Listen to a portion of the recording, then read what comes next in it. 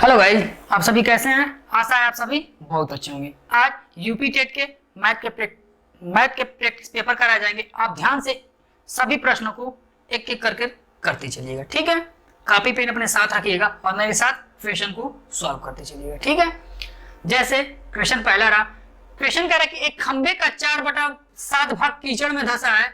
जब धंसे हुए का 1/3 भाग बाहर खींचा जाता है तो पाया गया कि 8 मीटर माप का खंबा अभी भी कीचड़ में ही है।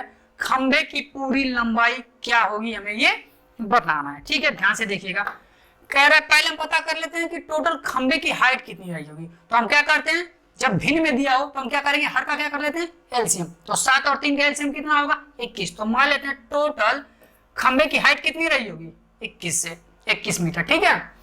फिर कह रहा है कि 4/7 भाग क्या है, कीचड़ में। 21 का 4/7 भाग अगर हम कीचड़ में कर दे तो 7 का 21 और 4 12। तो देखा जाए तो टोटल देखा जाए तो 12 भाग क्या होगा, कीचड़ में।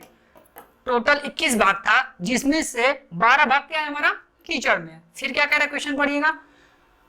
जब धंसे हुए का 1/3 भाग क्या किया गया, बाहर खींचा गया। ये टोटल भाग हमारा क्या था, 12 पार्ट था जो कि कीचड़ में था। फिर कह रहा है इसका भी हम कितना कर लेते हैं, 1/3 भाग क्या कर रहे हैं, ऊपर निकाल रहे हैं। तो 1/3 करेंगे 12 का तो कितना आ जाएगा, 4। तो कहीं ना कहीं 4 भाग क्या कर दिए हम, ऊपर निकाल लिए। 1/3 करेंगे तो कितना आएगा, 4। टोटल खंबा 21 था, 21 पार्ट था जिसमें से 4/7 क्या था, कीचड़ में था। तो हमने निकाला 4/7 तो क्या होगा, 12 भाग। 12 भाग क्या था, कीचड़ में था। फिर कह रहा था जितना भी भाग कीचड़ में था ना उसका हम 1/3 क्या किए, बाहर निकाले। तो हमने निकाला कितना, 4 भाग। अभी भी ध्यान से देखिएगा कितना भाग अभी भी कीचड़ में है, 8 भाग क्या है, कीचड़ में। अभी भी देखा जाए तो कीचड़ में कितना पार्ट है, 8 भाग। भैया टोटल 12 भाग कीचड़ में था, हमने 4 ही पार्ट तो ऊपर किया, अभी भी 8 पार्ट क्या है, कीचड़ में। क्वेश्चन कह रहा है तो पाया गया कि 8 मीटर माप का खंबा अभी भी क्या है, कीचड़ में। हमारे अनुसार भी कितना भाग अभी कीचड़ में, 8। और क्वेश्चन में भी दिया है क्या, 8। तो कहीं ना कहीं 8 से 8 में भाग देंगे तो 8 से 8 में भाग देंगे तो कितना आएगा, 1। या फिर कैसे कह सकते हैं 8 बराबर 8 के। तो हमें क्या कर रहा है, खंबे का पूरी लंबाई 8 बराबर 8 के तो 21 बराबर कितना होगा, 21 के। या फिर ऐसे भी देखिए 8 बराबर 8 ऐसे भी सकते हैं।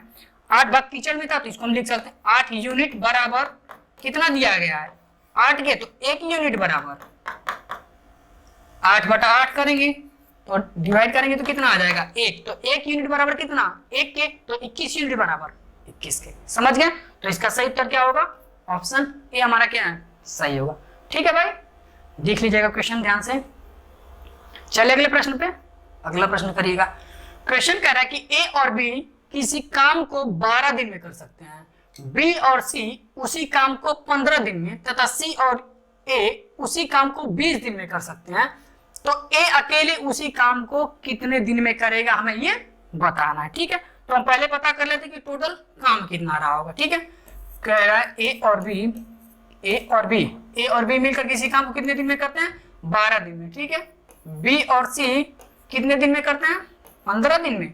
और सी और ए किसी काम को कितने दिन में करते हैं, 20 दिन में। तो हम पहले पता कर लेते हैं टोटल काम कितना रहा होगा। तो 12, 15 और 60 का एलसीएम लेंगे तो कितना आ जाएगा, 60। तो मान लेते हैं कि टोटल काम कितना रहा होगा, 60 रहा होगा।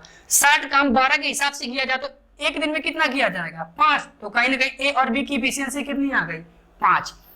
इसकी बी और सी की एफिशिएंसी देखा जाए तो 12, 15 चौका 60, 4 एफिशिएंसी। सी और ए की एफिशिएंसी देखा जाए तो कितना आ जाएगा, 3।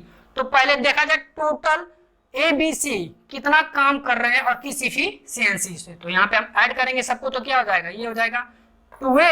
सबको ऐड करेंगे 2a + 2b + 2c आएगा। तो जिसमें से हमने क्या किया, 2 क्या कर लिया, कॉमन कर लिया। समझ गए। और एफिशिएंसी देखा जाए तो कितना आ जाएगा, 5, 4, 9, 9, 3, 12। यहाँ पर देखा जाए 2a 2b 2c होगा, ऐड करेंगे तो 2 हमने कॉमन कर लिया। तो ये हो जाएगा a + b + c बराबर किसके दिया है, 12 के। कैंसिल कर लेते हैं यहाँ से। तो a + b + c बराबर किसके हो जाएगा, तो a + b + c बराबर कितना आ जाएगा, 6। तीनों की एफिशिएंसी क्या आ जाएगी, 6।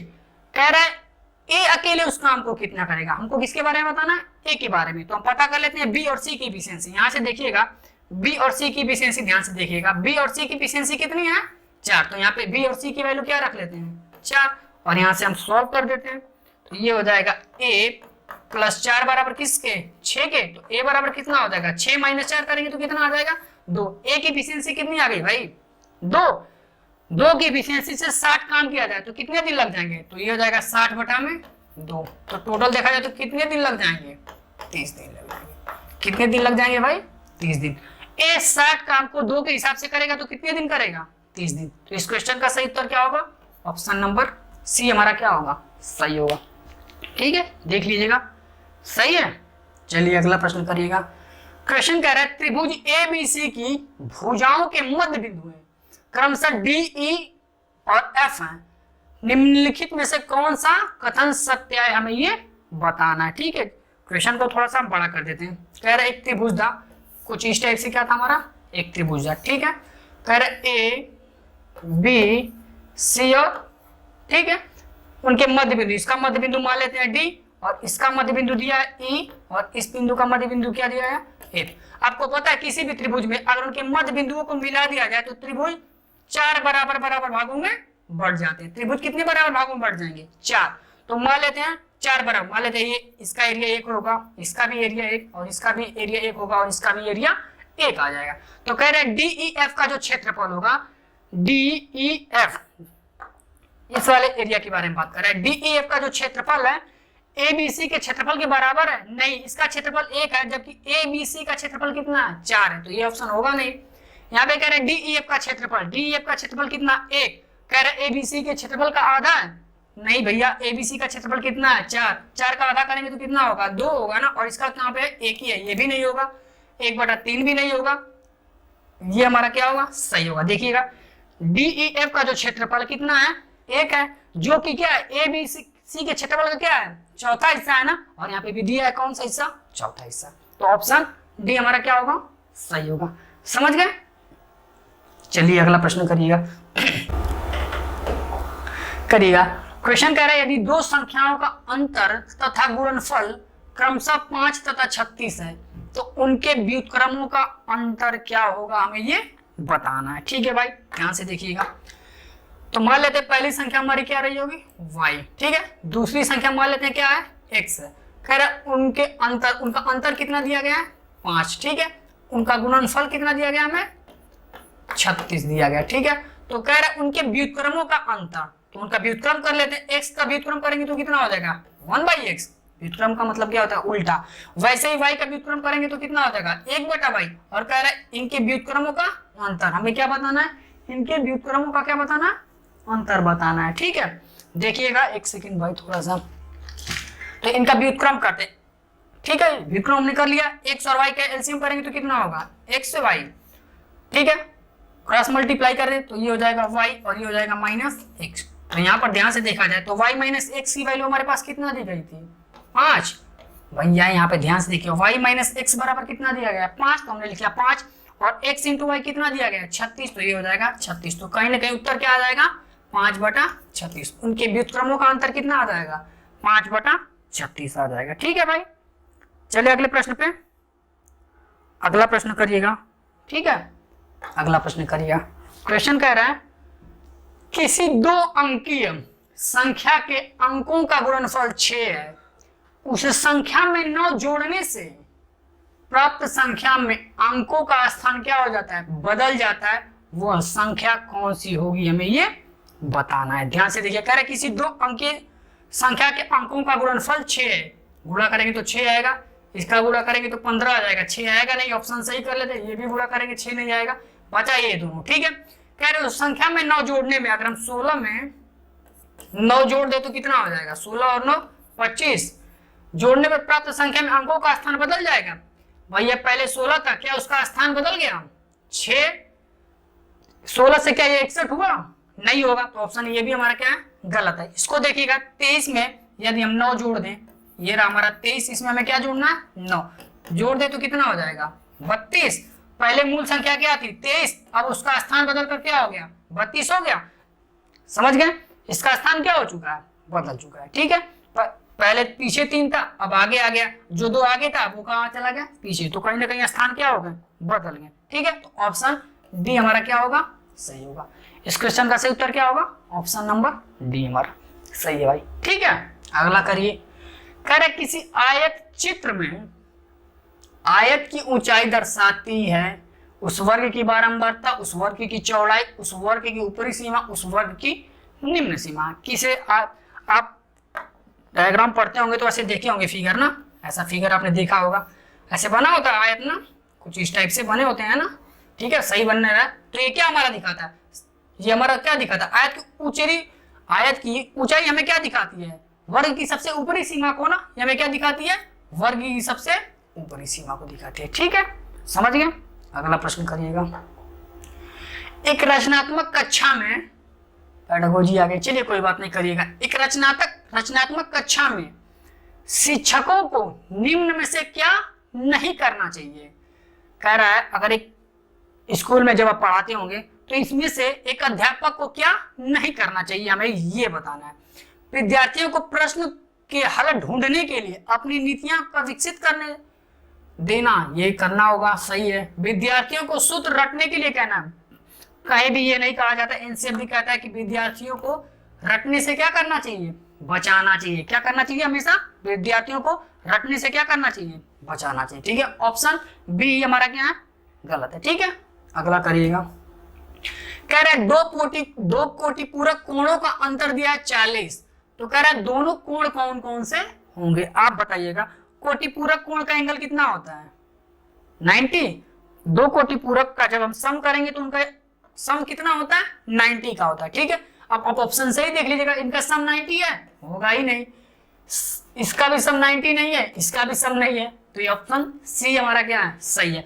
दो कोटि पूरक कोणों का अंतर देखिएगा, अंतर भी कितना है, 40 का, उनका सम भी कितना होगा, 90 का होगा। या फिर ऐसे भी देख लीजिएगा, सॉल्व भी करके दिखा देते हैं। कोटि पूरक कोण का सम कितना होता है, 90 है। अगर देखिएगा, अगर मान लेते हैं एक अल्फा होगा तो दूसरा हमारा क्या होगा, 90 माइनस अल्फा होगा। अगर मान लीजिए एक हमारा क्या अल्फा है तो दूसरा हमारा क्या होगा, 90 माइनस अल्फा। कह रहा है दोनों का अंतर कितना दिया है, 40। तो दोनों का अंतर हम कर लेते हैं यहाँ पे कितना, 40। ठीक है, सॉल्व करते हैं, बराबर किसके, 90 के होगा ना। इन दोनों को एक सेकेंड भाई, इन दोनों का अंतर कितना दिया गया, 40, हमने लिखा 90। ठीक है, कोई बात नहीं, देखिएगा इन दोनों का अंतर कितना दिया गया, 40 के बराबर। इन दोनों का अंतर किसके बराबर दिया गया, 40 के। सॉल्व करिएगा तो अल्फा माइनस माइनस मिलके प्लस हो जाएंगे, तो ये हो जाएगा कितना, 2 अल्फा। ये कितना हो जाएगा, 2 अल्फा हो जाएगा। ठीक है, माइनस 90 बराबर किसके, 40 के। ठीक है, तो अल्फा बराबर कितना हो जाएगा, सॉल्व करिएगा। 9 में ये माइनस इधर जाएगा तो प्लस होगा, तो 90 में 40 जोड़ेंगे तो कितना हो जाएगा, इसको इधर कर देते हैं, नीचे आ रहा है, दिखाई नहीं दे रहा होगा। ठीक है, इधर नीचे हम आपको लिख देते हैं, कोई बात नहीं, देखिएगा। माइनस से इधर जाएगा तो क्या हो जाएगा, प्लस। तो 90 में 4 जोड़ेंगे तो कितना हो जाएगा, 130 बराबर किसके दे आ जाएगा, 2 अल्फा के। तो अल्फा बराबर कितना हो जाएगा, 130 बटा 2, तो कितना हो जाएगा, 65। तो अल्फा बराबर कितना आ जाएगा, 65। तो कहीं ना कहीं एक एंगल हमारे पास कितना आ चुका है, 65 का। तो दूसरा एंगल कितना रहा होगा, 25 का। तो वही तो है ऑप्शन, 25 और 65। समझ गए होंगे, या तो आप ऑप्शन से भी कर सकते थे भाई। ठीक है, अगला करिएगा। कह रहे हैं इसको 12 से, किसी संख्या को 12 से भाग देने पर शेषफल क्या होगा, हमें ये बताना है। ठीक है, संख्या क्या है हमारे पास, 12, 10, 12। इसे किससे भाग देना है, 12 से भाग देंगे तो शेषफल क्या होगा ये बताना है। करते हैं, देखते हैं। 12 एकम 12, ये 1 हो जाएगा। और इसको देखिए 12 अट्ठे 96, 50 96, 12 अट्ठे 96, ठीक है 96 हो जाएगा। और 12 चौका 48, बचा कितना, 4। तो शेषफल कितना आ जाएगा, 4। भाग करके भी देखिएगा, शेषफल कितना आ जाएगा, 4। 12 एकम 12 होगा। ठीक है, इसमें देंगे तो 12 अट्ठे 96, कितना हो जाएगा, ये 0 आ जाएगा। भाग देखिएगा मत, ऐसे समझिएगा, समझ गए। 12 अट्ठे 96 हो जाएगा। ठीक है, बचा कितना, 5, वो हो जाएगा 12, 52 हो जाएगा। और 12 चौका 48, 52 माइनस 48 करेंगे तो कितना आ जाएगा, 4। तो कहीं ना कहीं शेषफल कितना आ जाएगा, 4 आ जाएगा। हमारा शेषफल कितना आएगा, 4 आ जाएगा। ठीक है भैया, ऐसे भी नहीं समझ में आ रहा तो आप ऐसे भी कर लो ना। ठीक है, हमें 12 से भाग देना है, किसमें देना है, 12, 10, 12 में।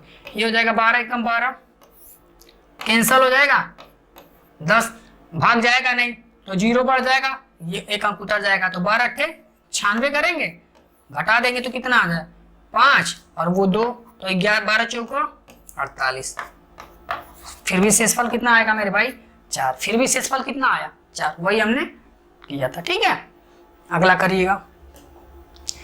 अधिकतम और न्यूनतम प्रेक्षण का अंतर कहलाता है, क्या कहलाता है ये हमें बताना है। जैसे मान लीजिए आप कोई संख्या है 1, 3, 5, 11, 13, 17 ऐसे कोई संख्या दी गई है। ठीक है, तो कह रहे अधिकतम, कह रहे सबसे बड़ी संख्या और सबसे छोटी संख्या के बीच के अंतर को हम लोग क्या कहते हैं, परिसर कहते हैं। क्या कहते हैं हम लोग, मान लो कोई सीरीज दिया गया भाई आपको, ठीक है, और कोई सीरीज आपको दे दी गई, ठीक है, उसमें पूछ दे कि सबसे बड़ी संख्या और सबसे छोटी संख्या के बीच का जो अंतर है वो क्या कहलाएगा, तो याद रखिएगा वो क्या कहलाएगा, परिसर कहलाएगा भाई, वो क्या कहलाएगा, हमारा परिसर कहलाएगा। ठीक है, अगला करिएगा। कह रहा है सबसे छोटी अभाज्य संख्या, आप बताइए सबसे छोटी अभाज्य संख्या कौन सी होती है, 2 होती है। सबसे छोटी अभाज्य संख्या क्या होती है, 2। अगर पूछ देता कि सबसे छोटी विषम अभाज्य संख्या बताइए तो क्या बताते आप, 3 बताते। क्या बताते, 3। ठीक है, अगला करिएगा।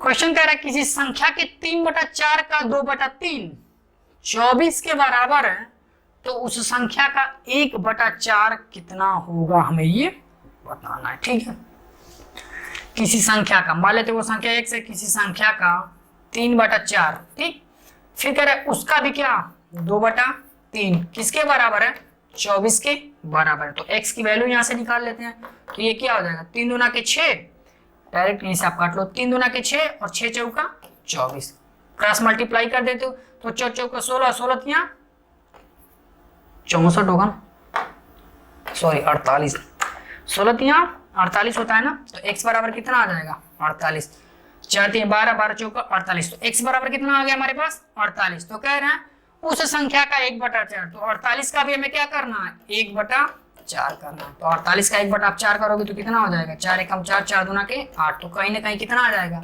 12। 48 का 1/4 करेंगे तो भाई कितना आएगा 12 आ जाएगा। ठीक है, अगला करिएगा।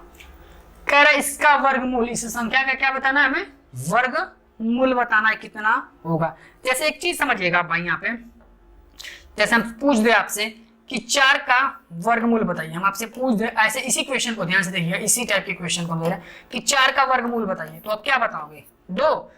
4 का वर्गमूल कितना होता है 2, ध्यान से देखिए, सेम इसी टाइप से हम क्वेश्चन समझा रहे हैं कि 4 का आप अगर वर्गमूल करोगे तो कितना आएगा 2, और फिर पूछ दें कि 2 का स्क्वायर करें या 2 का वर्ग करें तो कितना आ जाएगा, आप बताओ।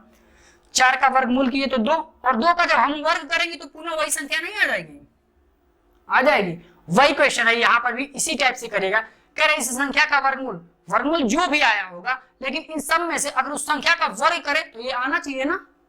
ठीक है, बस इसी टाइप से इस क्वेश्चन को सॉल्व करिएगा। करते हैं सॉल्व। इसको करेंगे तो a², इसका वर्ग करेंगे तो 6 होगा, इसका स्क्वायर करेंगे तो 7 होगा। ठीक है, और 2a भी करेंगे तो 6, 2√6 हो जाएगा, ये तो होगा नहीं।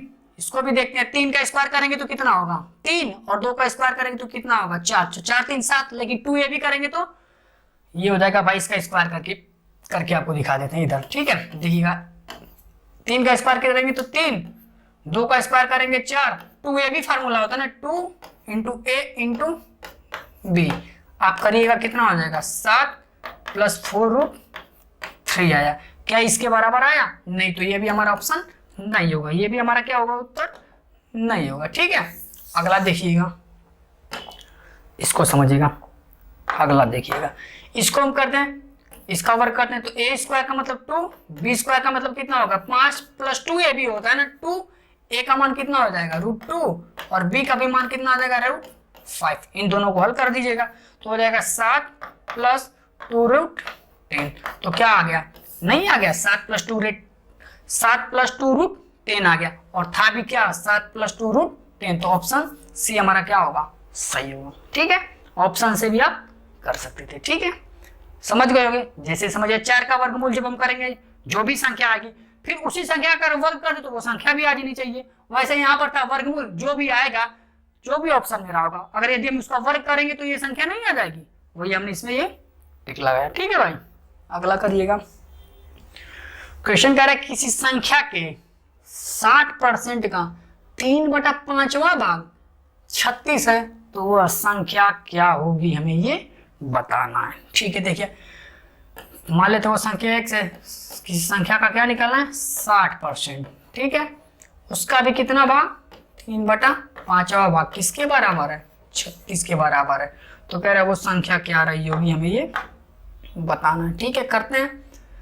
इसको हम कट कर देते हैं, किससे? 6 से करते हैं। 6 6 का 36 और इसको काटेंगे तो 10, इसको काटेंगे तो 1 और इसको कट करेंगे तो कितना आ जाएगा? 2 आ जाएगा। ठीक है, और इसको कट करें तो 2 और इसको कट करेंगे तो कितना आ जाएगा? 5। तो कहीं ना कहीं हमारे पास क्या बचा? x गुणे 5 बटा में क्या बचा?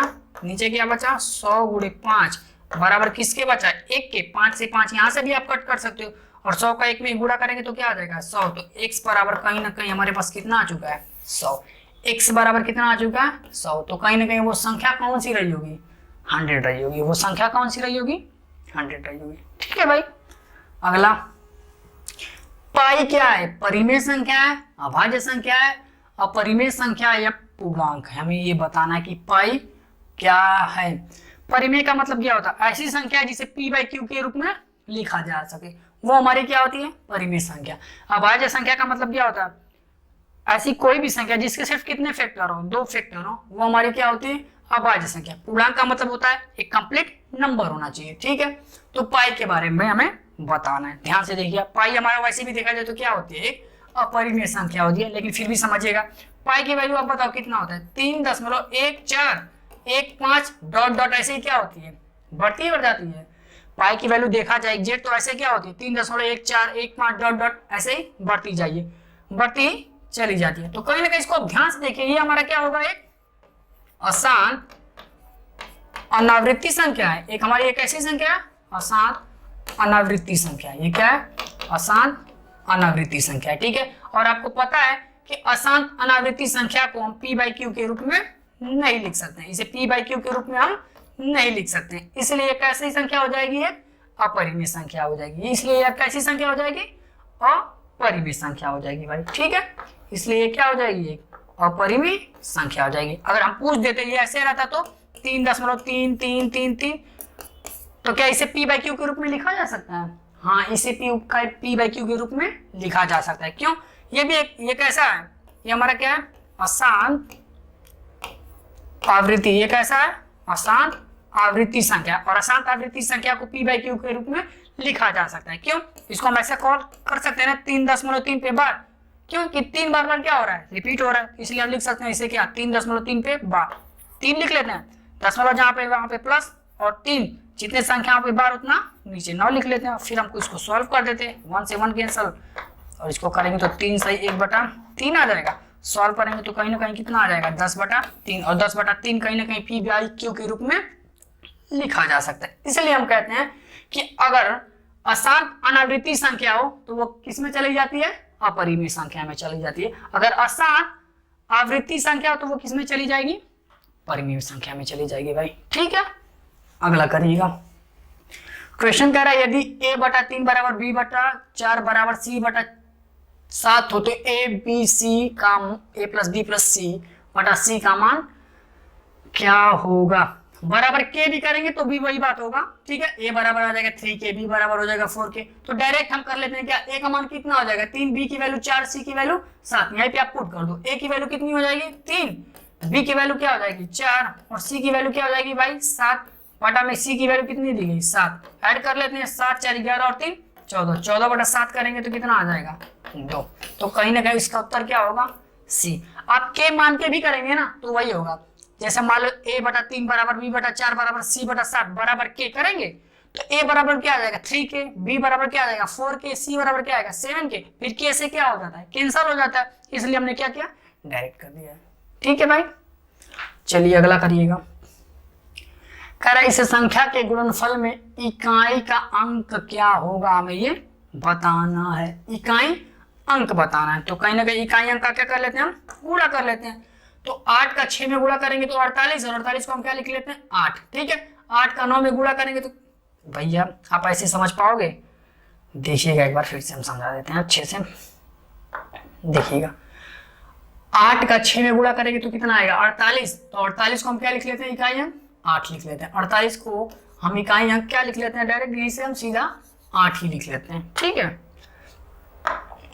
ग्रीन कलर ले लें। ठीक है, इन दोनों का गुणा किया तो कितना आ जाए? 8। तो इकाई अंक 8 आ गया। फिर 8 का 9 में गुणा करेंगे तो 72, 72 का इकाई अंक क्या हो जाएगा? 2। ठीक है, इसको भूल जाते हैं, ये हो जाएगा 2। 9 का 2 में गुणा अरे 2 का 2 में गुणा करेंगे तो क्या आ जाएगा 4। तो कहीं ना कहीं इकाई अंक क्या आ जाएगा हमारे पास 4 ही आ जाएगा, इकाई अंक क्या आएगा 4 आएगा। या तो फिर आप क्या करो सबका इकाई अंक ले लो, ऐसे भी कर लो 8 6 9 और 2 सबका गुणा कर लो।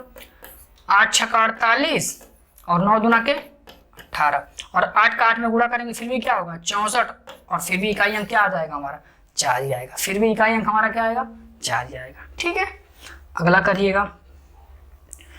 क्वेश्चन कह रहा है दो संख्याओं के महत्तम समापवर्तक व लघुत्तम समापवर्तक 12 तथा 72 है।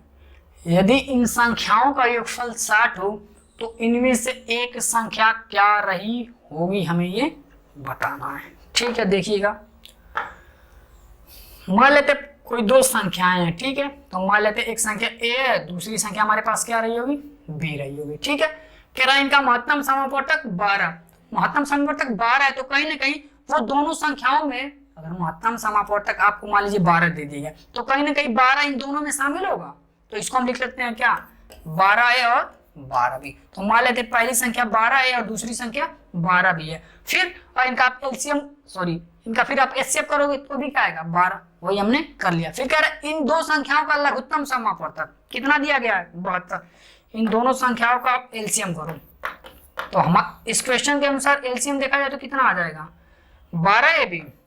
इस क्वेश्चन के अनुसार देखा जाए तो एलसीएम कितना आएगा 12 ए बी और इधर कितना दिया है तो 12 ए बी बराबर कितना दे दिया गया 72। 12 ए बी बराबर कितना दिया गया 72 दिया गया। तो ए बी बराबर यहाँ से निकालो तो कितना होगा 12 छक्का 72। तो कहीं ना कहीं दो संख्याओं का गुणनफल कितना होना चाहिए, ए बी बराबर कितना आ गया 6, ए बी बराबर कितना आया हमारे पास 6। आगे चलते हैं, यदि इन संख्याओं का योगफल इन दोनों संख्याओं का योगफल कितना दिया गया है 60, तो इधर कर लेते हैं 12a प्लस 12b बराबर कितना दिया गया हमें 60। तो यहाँ से हम सॉल्व करेंगे तो कितना हो जाएगा ये 60 है भाई। ठीक है, तो ए बी बराबर कितना होगा 12 का हम कर लेंगे तो 5 से भाग देंगे, एक सेकेंड देखिएगा, ठीक है ध्यान से गड़बड़ हो गया, ये हमारा कितना 60 है। 12 का अमल कर लेंगे तो ये हो जाएगा a प्लस बी, ये हो जाएगा बराबर 60। तो 60 12 से हम कैंसिल करेंगे तो कितना होगा 5। तो a प्लस बी बराबर कितना आ चुका है 5। इधर देखा जाए तो a प्लस बी का मान कितना आ चुका है हमारे पास 5 आ चुका है। a प्लस बी का मान कितना हमें मिल चुका है 5। ठीक है, अब ध्यान से देखिएगा, ऐसी दो संख्याएं बताइए जिनको गुणा करने पे 6 आ जाए, जिनको गुणा करने पे कितना है 6 आ जाए और जोड़ने पे क्या आ जाए 5 आ जाए। तो कहीं ना कहीं वो संख्या कौन सी रही होगी 3 और 2, 3 और 2 को जोड़ेंगे तो 5 होगा और 3 और 2 को गुणा करेंगे तो कितना आ जाएगा 6 आ जाएगा। बात समझ गए भाई। तो कहीं ना ए के मान हम ए की वैल्यू हमारे पास कितना आ चुकी है, आप बताइए ए की वैल्यू देखा जाए तो कितना हमने माना है 3। तो 12 ए की जगह 3 रखेंगे तो 12 3 36। तो पहली संख्या हमें कितना मिल चुकी है 36। बी की जगह हम 2 रखेंगे तो 12 गुना के 24। तो कहीं ना कहीं दूसरी संख्या हमें कितनी मिल चुकी है 24। हमें पूछा क्या तो इनमें से एक संख्या कौन सी होगी 36 और 24। तो कहीं ना कहीं ऑप्शन में सिर्फ कितना दिया गया 24। तो एक संख्या हमारी कौन सी होगी 24 होगी। तो दूसरी संख्या अगर पूछता तो वो क्या हो जाती 36 हो जाती भाई। ठीक है, चलिए अगला करिएगा। कह रहे एक शिक्षक ने ब्लैक बोर्ड पर लिखा 29 गुणे 4 लिखा था। ठीक है, फिर कहा इसको सॉल्व करिएगा। ठीक है, तो विद्यार्थी ने अपनी अभ्यास पुस्तिका पर क्या लिख दिया 29 गुणे 4 को क्या लिख दिया 27 गुणे 4 लिख दिया। ठीक है, और फिर सॉल्व किया तो कितना आ गया उसके पास 108 आ गया। ठीक है, तो फिर शिक्षक को क्या करना चाहिए विद्यार्थी के को देखते हुए। ठीक है, विद्यार्थी को 0 अंक देना चाहिए नहीं, विद्यार्थी को यदि आप 0 अंक दे दोगे तो उसका मनोबल क्या हो जाएगा नीचे चला जाएगा। ठीक है, वो हतोत्साहित हो जाएगा, तो ये तो होगा नहीं। कह रहे उस विद्यार्थी से कक्षा में सतर्क रहने का कहकर 0 अंक देना चाहिए नहीं भैया 0 अंक देना ही नहीं चाहिए। उस विद्यार्थी को 5 अंकों में से 3 अंक देना चाहिए। ठीक है, ये हो सकता है। यह कारण जानने का प्रयास करना चाहिए कि विद्यार्थी ने प्रश्न को गलत क्यों उतारा तथा उसे सही प्रक्रिया के लिए पूरे अंक देने चाहिए। ये हमारा उत्तर क्या होगा सही होगा। हमको उसको रीजन जानना होगा कि हमने लिखा था 29 गुणे 4, उसने 27 गुणे 4 क्यों लिखा। ठीक है, हम रीजन जानेंगे। ठीक है, और उसने क्या किया कहीं ना कहीं मेहनत की, उस मेहनत के लिए उसे कितना अंक देना चाहिए पूरे के पूरे नंबर देने चाहिए, जिससे उसके मनोबल में क्या हो वृद्धि हो। तो ऑप्शन डी हमारा क्या होगा सही होगा भाई। ठीक है, अगला करिएगा। यदि किसी वस्तु का क्रय मूल्य उसके विक्रय मूल्य का कितना है 3/2 है। विक्रय मूल्य जो है ना, विक्रय मूल्य का क्या है 3/2 है। तो मान लेते हैं विक्रय मूल्य हमारे पास कितना रही होगी, मान लेते हैं 2, और इसका विक्रय मूल्य का क्रय मूल्य कितना है 2/3 है ना। तो मान लेते हैं विक्रय मूल्य हमारे पास कितना था 2, और इसका हम क्या कर लेते हैं 3/2, 2 से 2 कट गया। तो कहीं ना कहीं सेलिंग प्राइस कितनी आ गई, सीपी कितना आ गया, सॉरी सेलिंग प्राइस हमारे पास 2 हमने माना था, उसका हमने किया 3/2, तो हमारे पास क्या आ गई कॉस्ट प्राइस आ गई। तो कॉस्ट प्राइस हमारे पास क्या है 3, सेलिंग प्राइस क्या है 2 है। 3 की खरीद के हमने कितने में बेच दिया, 2 में बेच दिया, तो कितने का नुकसान, 3 में खरीद के 2 में बेचा, तो 1 का नुकसान। किस पे हुआ नुकसान, कह रहा तो फिर कह रहा है विक्रय मूल्य, तो लाभ या हानि प्रतिशत, तो कहीं ना कहीं क्या हुआ हमें हानि हुआ ना। 3 में खरीदा 2 में बेचा, तो कहीं ना किस पे नुकसान हुआ 3 पे नुकसान हुआ। परसेंटेज के लिए क्या करते हैं 100 से गुणा, तो 100/3 को जब हम सॉल्व करते हैं तो क्या होता है 33 सही 1/3। सॉल्व करेंगे तो क्या आएगा 33 सही 1/3% का क्या हो गया हमें हानि हो गई। ठीक है भैया, 3 में खरीद के 2 में बेचोगे तो 1 का नुकसान, किस पे नुकसान हुआ 3 पे ना, प्रतिशत के लिए 100 से गुणा। ठीक है, तो 33 सही 1/3% का क्या हो गया हमें हानि हो गया। ऑप्शन बी हमारा क्या है सही होगा। ठीक है भाई, अगला क्वेश्चन कह रहा है किसी कमरे की 4 दीवारों का कुल क्षेत्रफल दिया है 660 मीटर स्क्वायर तथा लंबाई उसकी चौड़ाई की क्या है 2 गुनी है। लंबाई उसकी चौड़ाई की क्या है 2 गुनी है। यदि कमरे की ऊंचाई 11 मीटर है तो उसके छत का क्षेत्रफल क्या होगा, हमें ये बताना है कि छत का क्षेत्रफल क्या होगा। ठीक है, सॉल्व करिएगा। आपको पता है रूम के चारों दीवारों का क्षेत्रफल निकालने का फार्मूला क्या होता है, वक्रपृष्ठ बोलते हैं, और वक्रपृष्ठ का फार्मूला क्या होता है 2 एक सेकेंड भाई 2 यार कहां से आ गया भाई, ये होता है परिमाप इंटू वाई, तो 2x + y इंटू हाइट कर लेते हैं, ये हमारा क्या होगा वक्रपृष्ठ निकालने का फार्मूला होगा। ठीक है, ये हो जाएगा 2। फिर क्या कह रहा था कि लंबाई उसकी चौड़ाई की क्या है 2 नहीं है, लंबाई मान लेते हैं 2x और वृत्त मान लेते हैं उसका क्या रहा होगा x। ठीक है, तो लेंथ इसको l इंटू बी कर देते हैं भाई, इसको जिससे समझ में आ जाएगा आपको। इसको हम कर लेते हैं लेंथ इंटू ब्रेथ परिमाप, उसमें हाइट की क्या कर देते हैं पूरा करते हैं, तो क्या निकलता है चारों दीवारों का क्षेत्रफल निकलता है। l क्या है 2x। ठीक है, ब्रेथ क्या है x, हाइट हमें कितना दी गई है 11। सॉल्व करते हैं, बराबर किसके दिया गया है 660 के। सॉल्व करेंगे ये हो जाएगा 3x, 11 दूना के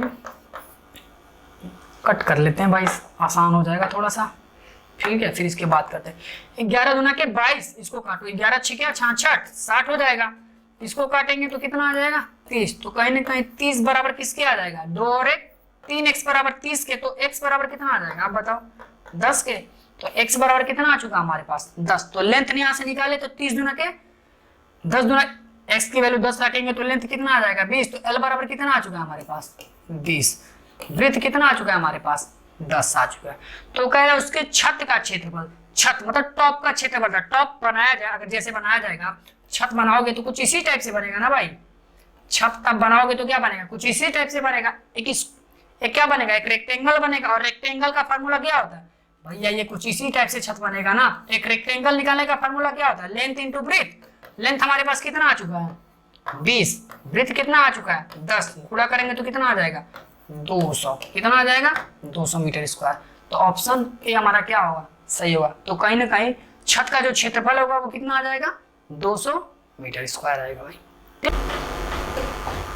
करिएगा, कह रहे यदि संख्या 604.6 11 से विभाज्य है तो रिक्त स्थान पे कौन सी संख्या आएगी, हमें ये बताना है कि रिक्त स्थान पे कौन सी संख्या आएगी। देखिएगा इन चारों में से आप बताइए कौन सी संख्या रख दे कि जो 11 से क्या हो जाए विभाज्य हो जाएगा। आप ऑप्शन से भी कर सकते थे 604.6। ठीक है, यहाँ पे कौन सी संख्या रख दी जाए कि वो 11 से क्या हो जाएगी विभाज्य होगी। 11 की विभाज्यता का नियम आप जानते ही होंगे, क्या होता है कि जहां पे देखिएगा विषम स्थानों का योग क्या होता है, विषम स्थानों का योग माइनस सम स्थानों का योग के बीच का अंतर क्या होना चाहिए, या तो 11 होना चाहिए या फिर क्या होना चाहिए 0 होना चाहिए। बस आप करिएगा 6 4 10 4 16 कितना आया 16, और सम स्थानों के बीच सम स्थानों का योग करेंगे तो क्या होगा 0, इसको मान लेते x, तो ये हो जाएगा 0 + x में ऐड करेंगे तो x होगा, और इन दोनों के बीच का जो अंतर होना चाहिए वो क्या होना चाहिए, 11 के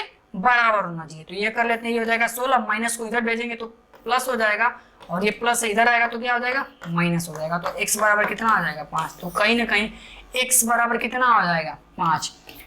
x की जगह कौन सी संख्या रही होगी कि वो 11 से विभाज्य हो जाएगी, तो x की जगह क्या रहा होगा, 5 रहा होगा, तभी वो यह संख्या 11 से क्या होगी, विभाज्य होगी भाई। ठीक है, अगला करिएगा। 20वीं सदी के स्वशिक्षित भारतीय गणितीय प्रतिभावान व्यक्ति कौन थे, 20वीं सदी के कौन थे, सबको पता है, श्री रामानुजन थे। कौन थे, श्री रामानुजन थे। ठीक है, अगला करिएगा।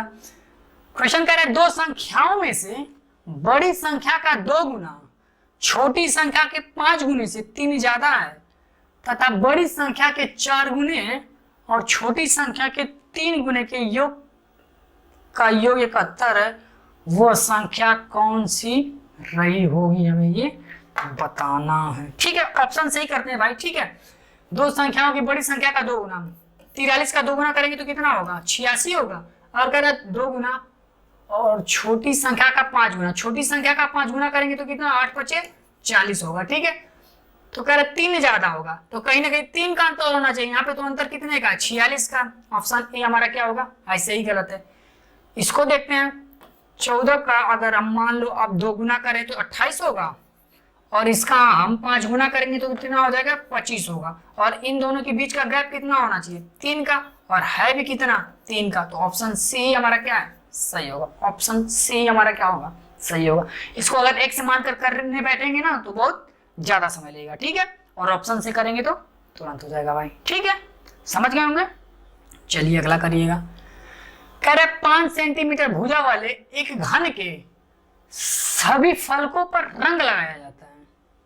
ठीक है, यदि इसे 1 सेंटीमीटर क्यूब वाले घनों में काट दिया जाए घन को, तो 1 सेंटीमीटर क्यूब वाले कितने घनों में केवल एक ही फलक को रंगा जाएगा, हमें ये बताना है। ठीक है, देखिएगा।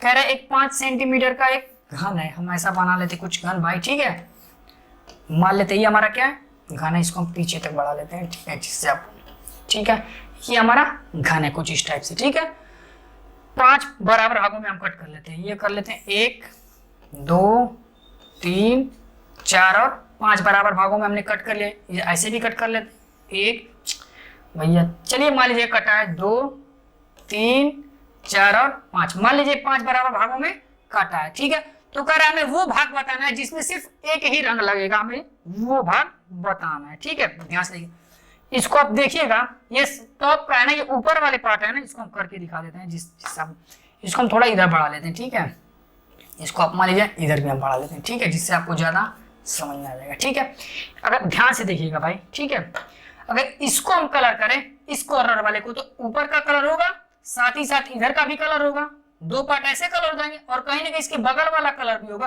तो कहीं ना कहीं देखा जाए तो यहाँ पे देखा जाए कॉर्नर पे कुल कितने कलर हो जाएंगे, 3। ऐसे इसको एक फेस सामने वाला कलर होगा, एक ऊपर वाला कलर होगा, और एक इधर वाला। तो कहीं ना कहीं इस कॉर्नर पे कितना कलर हो जाएगा, 3। ऐसे यहाँ पर भी 3 हो जाएगा, और इस कॉर्नर पे भी 3 हो जाएगा। ठीक है, हमें बताना है वो सतह बताना है जहाँ पे सिर्फ एक ही रंग लगे। ठीक है, और इसको देखा जाए तो एक यहाँ पे और एक यहाँ पे 2 कलर, यहाँ पर भी एक, और यहाँ पे। तो कहीं ना कहीं इस वाले लाइन में भी 2 ही कलर हो रहे हैं। ठीक है, ऐसे यहाँ पर देखा जाए तो सामने और एक पीछे भी लगेगा, सामने पीछे, तो यहाँ पर भी 2 कलर, इस वाले में भी 2 ही कलर होंगे, इसको भी भूल जाते हैं। ऐसे इसको करा जाए तो इसमें भी 2 कलर लगेंगे। इधर देखा जाए तो सामने नीचे, यहाँ पर भी 2 कलर लगेंगे। बचे कॉर्नर कौन कौन से सतह अब बच गए जहाँ पे कलर करना है। यहाँ पे एक फेस सिर्फ सामने है तो सिर्फ सामने कलर होगा, एक ये 2 3 4 5 6 7 8 9। तो देखा जाए तो यहाँ पे कुल कितने कलर होंगे, एक सतह पर देखा जाए एक रंग कितनी जगह पे लगेगा, 9 जगह पे। एक सतह पे 9 बार एक कलर हो रहा है, तो देखा जाए तो घन में टोटल कुल कितने सतह होते हैं, 6 कलर। एक सतह पे 9 कलर, तो 6 सतह पे 9 छक्का 54। तो देखा जाए टोटल कितने, 54 कितने हो जाएंगे, जहाँ पे केवल एक रंग लगेगा 54 फलक होंगे, जहाँ पे सिर्फ केवल एक ही रंग लगेगा भाई। ठीक है, समझ गए होंगे। ठीक है, अगला करिएगा। कह रहा है यदि अवरोही क्रम में रखे गए आंकड़ों के दोनों छोरों से चरम प्रेक्षण हटा दिए जाएं तो केंद्रीय प्रवृत्ति के कौन से मापक प्रभावित होंगे, कौन कौन सी चीजें प्रभावित होंगी, इनके बारे में हमें बताना है। ध्यान से देखिएगा। जैसे आप मानो भाई कोई सीरीज दे दे 1 3 4 5 5 6 7 8 ऐसे कोई नंबर दे दे, ठीक है, ऐसे कोई नंबर आपको दे दे, ठीक है, जैसे समझ लीजिएगा। ऐसे मान लेते हैं कोई नंबर हमें दिया गया, तो कह रहे हैं ना अवरोही क्रम में हमने अवरोही क्रम का मतलब होता है घटते से बढ़ते क्रम में, ठीक है। इसको उल्टा कर लेते हैं, इसको हम लिख लेते हैं क्या 9 8 7 6 5 4 3 1 ऐसे मान लेते हैं। कोई सीरीज था, इधर उधर मान लीजिए कोई नंबर रहा होगा, फिर हम इसको किस क्रम में लगा देते हैं, अवरोही क्रम में हम लगा लेते हैं, ठीक है। अवरोही क्रम में लगाने के बाद क्या कह रहा है, यदि दोनों छोरों से एक एक को हम क्या कर दे, हटा दे, दोनों छोरों से एक एक को हम हटा दिया जाए तो क्या क्या प्रभावित होगा। अब बताओ माध्य का मतलब क्या होता है, औसत। औसत जाहिर सी बात है प्रभावित होगा। औसत का मतलब क्या होता है, कुल संख्याओं का योग बटा में कुल संख्या। अगर संख्याएं या बटा हटा दोगे तो औसत क्या होगा, कहीं ना कहीं प्रभावित होगा। तो ये तो माध्य तो क्या होगा, प्रभावित होगा। जबकि माध्यक, माध्यक का मतलब क्या होता है, एक सेकंड इसको ध्यान से देखिएगा। माध्य तो अभी फिलहाल प्रभावित होगा। माध्यक के बारे में बताएं। माध्यक का मतलब क्या होता है, माध्यिका। माध्यिका का मतलब होता है क्या, बीच वाली संख्या। क्या होती है, बीच वाली संख्या। इधर से अगर हम हटा दे तो बीच वाली संख्या कौन सी हो जाएगी, 5। बीच वाली संख्या क्या होगी, 5 होगी। अगर न हटाएं तो भी 5 ही होगी। तो कहीं ना कहीं माध्यिका पे कोई प्रभाव नहीं पड़ा, लेकिन जो यहाँ पे पूछा क्या, प्रभावित होनी चाहिए। तो ये तो प्रभावित, माध्य तो प्रभावित हो रहा है लेकिन माध्यक प्रभावित नहीं हो रहा है। ऑप्शन ए हमारा क्या होगा, गलत होगा, ठीक है। माध्य प्रभावित होगा, माध्यक प्रभावित नहीं होगा, तो ये भी हमारा गलत होगा। बहुलक भी क्या होगा, प्रभावित होगा। बहुलक का मतलब क्या होता है, जो सबसे ज्यादा बार, अगर मान लीजिए 5 5 यहाँ पर है और यहीं पे अगर मान लेते 9 यहाँ पर भी हो जाता और एक को हटा दे तो बहुलक प्रभावित नहीं होगा, होता ना भाई। जैसे समझिए यहाँ पे 2 बार 5 है, अगर स्टार्टिंग में एक 5 रहा होता और हटा देते तो क्या बहुलक प्रभावित नहीं हो जाता, प्रभावित होता। तो कहीं ना कहीं बहुलक भी प्रभावित होगा, माध्य भी प्रभावित होगा, माध्यक प्रभावित नहीं होगा। तो ऑप्शन ये भी गलत। बहुलक भी क्या होता है हमारा, प्रभावित होता है, माध्य भी प्रभावित होता है। एक सेकेंड भाई, क्या रहा है क्वेश्चन, एक बार फिर से पढ़ लेते हैं। कौन सा प्रभावित होगा ना, तो माध्य तो प्रभावित होगा, माध्यक प्रभावित नहीं होगा। तो ऑप्शन ये गलत। माध्य प्रभावित होगा, ये भी ऑप्शन गलत। माध्य प्रभावित होगा, कह रहा कौन कौन सा प्रभावित होगा, प्रभावित बताइए, प्रभावित होगा, ये प्रभावित नहीं होगा। तो ऑप्शन ये तो गलत होगा। ये तो प्रभावित होगा, तो ये तो सही है, माध्यक प्रभावित नहीं होगा, तो ऑप्शन गलत हो जाएगा, ठीक है। ये कह रहा है माध्य तो प्रभावित होगा, बहुलक भी प्रभावित होगा, तो ऑप्शन सी हमारा क्या होगा, सही होगा। कह रहा था, क्वेश्चन को ध्यान से पढ़िएगा, कह रहा है इनमें से कौन कौन सी चीजें प्रभावित होंगी। तो देखा जाए तो यहाँ पे ऑप्शन को ध्यान से देखिएगा, माध्य प्रभावित होगा, यहाँ तक तो सही था, जबकि माध्यक प्रभावित नहीं होगा। हमें बताना क्या था, कौन प्रभावित होगा, तो यहाँ तो गलत हो गया। यहाँ पर देखिए माध्य तो प्रभावित होगा, यहाँ तक तो सही है, लेकिन माध्यक प्रभावित होगा नहीं होगा, इसलिए यहाँ पे क्या है, गलत होगा। यहाँ पर देखिए माध्य भी प्रभावित होगा और बहुलक भी प्रभावित होगा, इसलिए ऑप्शन सी हमारा क्या होगा, सही होगा। और यहाँ पर देखा जाए तो माध्यक प्रभावित होगा, माध्यक आप बताओ प्रभावित होगा कि नहीं प्रभावित होगा, नहीं होगा, जबकि बहुलक क्या होगा, प्रभावित होगा। तो ऑप्शन डी भी हमारा क्या है, गलत है। तो कहीं ना कहीं ऑप्शन सी हमारा क्या है, सही है, ठीक है भाई। अगला करिएगा। कह रहा है किसी प्राकृतिक संख्या का प्रत्येक अंक या तो 3 या 4 है, ठीक है। यदि संख्या 3 और 4 दोनों से विभाजित होती है तो ऐसी सबसे छोटी संख्या कौन सी होगी। तो कहीं ना कहीं हमें वो संख्या ढूंढनी है जो 3 और 4 दोनों से कट जाए। तो देखिए ये तो 3 से कटेगा, 4 से नहीं, ये 4 4 3, ये तो होगा नहीं। ये तो 4 से कटेगा, 3 से नहीं, ये भी नहीं होगा। 4 4 8 4 12, ये तो 3 से भी कटेगा, 4 से कटेगा, तो ऑप्शन सी हमारा क्या होगा, सही होगा। 4 4 8 8 8 16, ये भी नहीं होगा, ठीक है।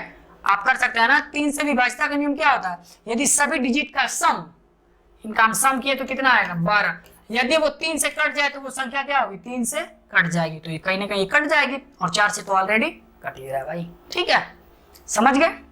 अगला क्वेश्चन कह रहा है कि पंचभुज के सभी अंतःकोणों का योग क्या होगा हमें ये बताना। आप जानते हो कि पंचभुज के सभी अंतःकोणों का योग का फॉर्मूला क्या होता है, 180 n-2 यही होता है ना। तो n की जगह हम क्या रख लेते हैं, 5 रख लेते हैं। तो ये हो जाएगा 5 - 2 करेंगे तो कितना आ जाएगा भाई, 3। तो 180 × 3 तो 18 × 3 = 7। कहीं ना कहीं कितना आ जाएगा, 540 आ जाएगा। ऑप्शन डी हमारा क्या होगा, सही होगा। पंचभुज के सभी अंतःकोणों का योग कितना होता है, 540 होता। आप ऐसे भी कर सकते थे, नई फार्मूला नहीं आते तो आप ऐसे भी कर लो, ठीक है। जैसे हम आपके लिए पंचभुज बना के दिखा देते हैं, ठीक है। ये हमारा क्या होगा, पंचभुज होगा। पंचभुज में त्रिभुज बनेंगे तो कितने बनेंगे, आप बनाओ। एक त्रिभुज ये हो जाएगा, एक सेकेंड भाई गलती हो गया, ठीक है। इसको आप देखिएगा, पंचभुज में अगर आपको त्रिभुज बनाने के लिए बोल दिया जाए तो आप कैसे बनाओगे, एक यहां से त्रिभुज बनेगा, ठीक, और एक यहां से त्रिभुज बनेगा। और आपको पता है कि एक त्रिभुज में तीनों अंतःकोणों का योग कितना होता है, एक त्रिभुज के तीनों अंतःकोणों का योग कितना होता है, 180। अगर ये 180 तो ये भी त्रिभुज है, ये भी 180 और ये भी त्रिभुज है, ये भी 180 होगा। तो कहीं ना कहीं 18 18 180 180 180 को ऐड करेंगे तो फिर भी क्या आ जाएगा, 540 ही आ जाएगा, ठीक है। फार्मूला न याद हो तो ऐसे भी आप कर सकते थे, ठीक है। बस त्रिभुज आप बना लीजिए उसमें, ठीक है। अगला करिएगा, सांख्यिकी में प्रसरण का विश्लेषण नामक विधि का मुख्य श्रेय किसने दिया था, हमें ये बताना था, ठीक है। तो आप जानते ही होंगे किसने दिया था, लाप्लास के द्वारा दिया गया था। किसके द्वारा दिया गया था भाई, लाप्लास के द्वारा दिया गया था, ठीक है। अगर सेशन आपको अच्छा लगा हो तो प्लीज लाइक शेयर और कमेंट करें भाई, ठीक है। मिलता है अपने अगले वीडियो में, धन्यवाद।